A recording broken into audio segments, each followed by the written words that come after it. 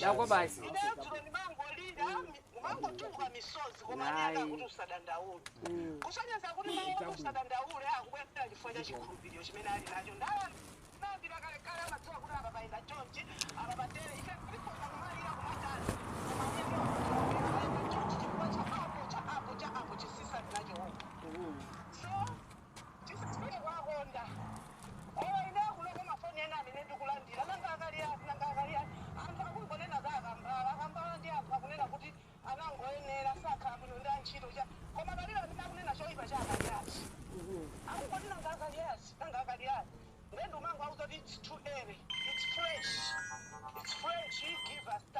Dura, beauty dura. Kaliati ngimbireni. Anti beauty. Simambo. Anti beauty Kaliati ndineyo. Oh. I don't mind even when I start to ukachita share wina kuli konse. One chonena kunena kuti pama 46 I think 700 chakuti 748 sangata even less than the 48 votes. Ndotanga 21 ndikumpasa Patricia Kaliati. And you are expecting me to come and even campaign for UTM unless if my dad has arrived before that. Pokapo kabambwanga wazike kwa kufako ndikapeza ali pakonde pampando. Then I'm going to do that. Yes, I'm going to do that. But otherwise I cannot even do that.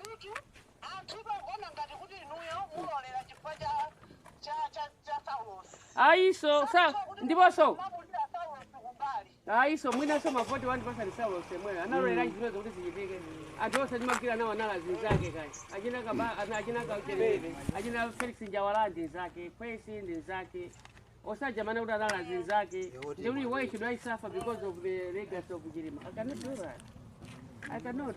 I'm big enough, Mom. Mom, I'm so big enough. Kapana mwina bena kuti iwaje mwina natengera mwaithamene jama anali kwina kuja anapita kwina kuja amakali za office kwao kuja. Koma we've been there for the party, struggling, suffering, we name them. Nde mtu Patricia, nde mtu ina kafika kana ora Patricia mwina sangapange decision because of SKC. Is he alive? If he was alive, it would be better. It would have been another way with this Gita Manyas. But if not alive, and I'm getting this rudeness because maybe he's not alive. Don't worry. No, I am okay. I'm all right. I'm all right. I will not make any wrong decision because I'm frustrated or whatever. It won't be a wrong decision. No, it won't. It won't be. And tell them that whatever decision I make is not going to be a wrong one. Yeah. Very good. No, don't worry. If I have a Dimavina, but Dimavina, so no good fair, we are stress free. Yeah. Yes. When? Kwambiri kuvina wewe uje kuvina. Ndipoti dakavina be. So don't worry, Mom.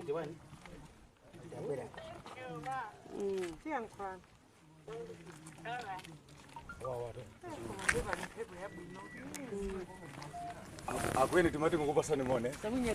Muri bwanyi. Oh, ziko kwa bino guide. Ndithu. Ziko mene chirumba. Oh, okay. Kulo wanga ndithi mayi ang'ono, zona ni mayi. Okay, chokolo. Kabula zosipitiza nokila